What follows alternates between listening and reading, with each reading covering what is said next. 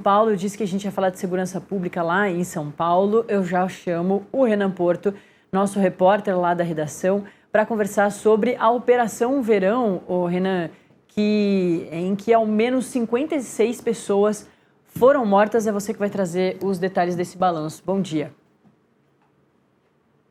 Bom dia, Natália. É isso, né? Estamos agora 2 anos da Operação Verão de 2024, que foi a operação mais letal da história do estado de São Paulo, a operação policial mais letal desde o massacre do Carandiru, que oficialmente deixou 56 mortos. E o que a gente fez nos últimos meses foi analisar o andamento processual das investigações desses homicídios cometidos pela polícia, né?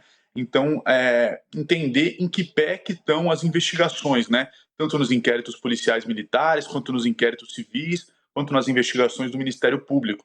E a gente chegou a um dado que eu considero bastante impressionante, que foi que 85% dos casos já foram arquivados, né?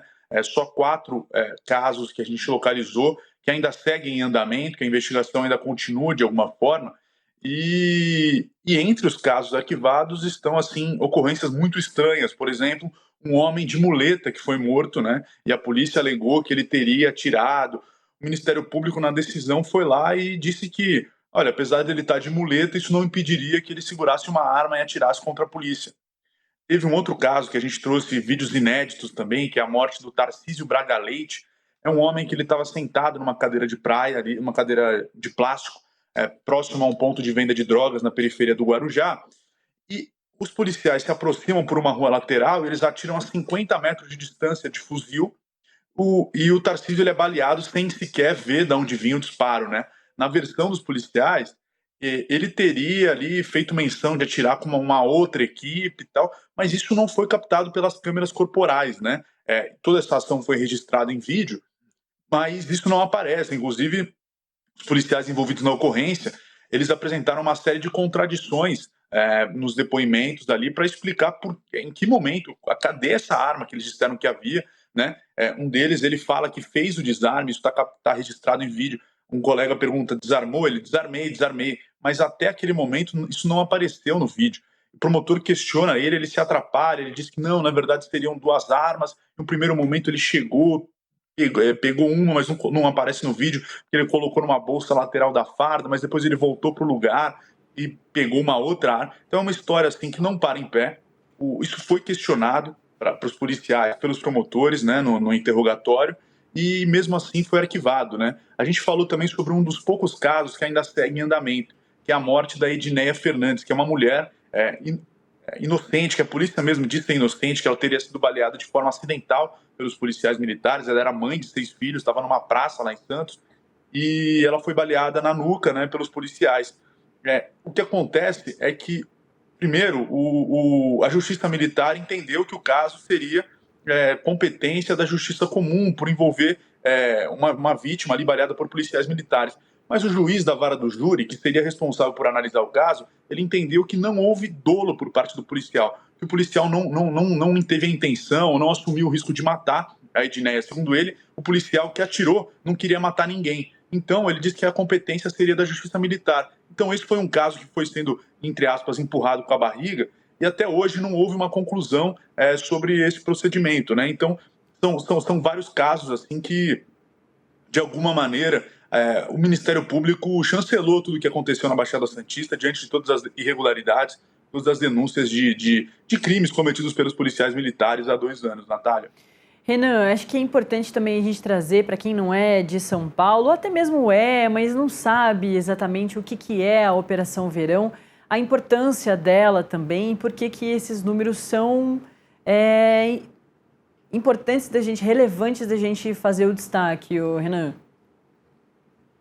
A Operação Verão, na verdade, ela é uma operação que ela é deflagrada todos os anos, no final de cada ano, né?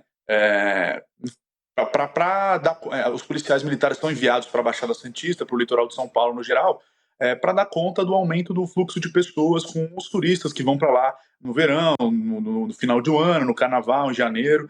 Só que, especificamente no ano de 2024, quando a Operação Verão estava em andamento, o que aconteceu foi que um policial militar da Rota, que é o batalhão de elite da Polícia de São Paulo, ele foi morto numa comunidade de Santos, né? E isso fez com que a Secretaria da Segurança enviasse dezenas e dezenas de tropas da Polícia Militar, de batalhões de elite para a região, para fazer incursões nas comunidades. E esse movimento ficou conhecido na época como a terceira fase da Operação Verão, né? Então ficaram durante 2 meses na Baixada Santista, durante o início de fevereiro até o final de março, os policiais lá fazendo operações todos os dias, indo nas comunidades todos os dias, e o número de mortes foi absurdo, né? Foram 56 mortes num intervalo ali de menos de 2 meses, né? E, enfim, sobre o pretexto de estar combatendo a criminalidade, o crime organizado, o domínio territorial do crime organizado, o que a gente viu na realidade é que muitos inocentes ali sofreram com a violência policial. Algumas pessoas ali, por exemplo, a gente está falando de um homem de muleta, teve uma outra vítima que era cega, e essas pessoas foram mortas pela polícia justamente sob esse pretexto de estar combatendo o PCC, o crime organizado, o que quer que seja, né? Esse era outro ponto que eu queria te perguntar, para a gente destacar para a nossa audiência, que nesse tempo aí a gente vê crescendo os crimes de diversos tipos na Baixada Santista, no litoral de São Paulo, e inclusive a atuação da maior organização criminosa de São Paulo, das maiores do Brasil, que é o PCC, e vale inclusive, nesse momento, lembrar que a morte do Dr. Rui Ferraz Fontes, dos delegados mais importantes aí que tentaram combater o PCC, ele foi morto lá na Baixada Santista. Então, é uma região que precisa realmente de uma estratégia, de uma inteligência cada vez mais fortes, né? Eu acho que você tocou num ponto muito importante, né, que é esse da inteligência, né? Acho que enfim, tudo que se combate em relação a crime organizado no mundo, né, tudo que se fala sobre isso, se fala sobre inteligência, trabalho de inteligência, tentar mapear, porque hoje as organizações criminosas no Brasil e no mundo são cada vez mais complexas e sofisticadas, né? Tem infiltração nos estados, tem infiltração na economia formal. Então, é preciso fazer um trabalho de inteligência, tentar mapear da onde vem o dinheiro, para onde vai, o caminho que a droga faz. E o questionamento que fica numa operação como essa, com esse nível de letalidade e com essas vítimas, até que ponto isso foi feito, né? Até que ponto você chegar lá e matar essas pessoas, um homem cego, um homem de muleta, por exemplo, até que ponto isso daí contribui para esse combate ao crime organizado, né? A gente fica com a impressão, em alguns momentos, de que o que importava nesse caso era o número, né? Era uma operação de vingança. Morreu um policial militar, a gente precisa matar tantas pessoas.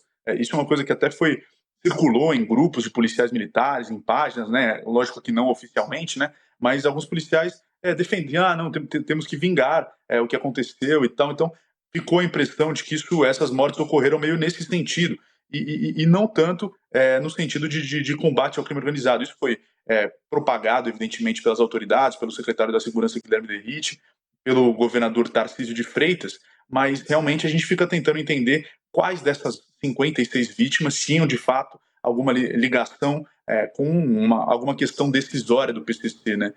Isso não ficou claro e as investigações também não apontam isso. E é claro, como a gente vinha falando aqui com a Milena Teixeira, segurança pública será das pautas principais aí para as campanhas em 2026, e Derrite, Tarcísio de Freitas enfrentarão essas questões também mais para frente durante a campanha, claro. Importante levantamento que o Renan Porto traz para a gente. Tem matéria e tem vídeo, né? E isso, enquanto você fala, Renan, a gente está vendo essas imagens todas que você reuniu nessa matéria especial, né?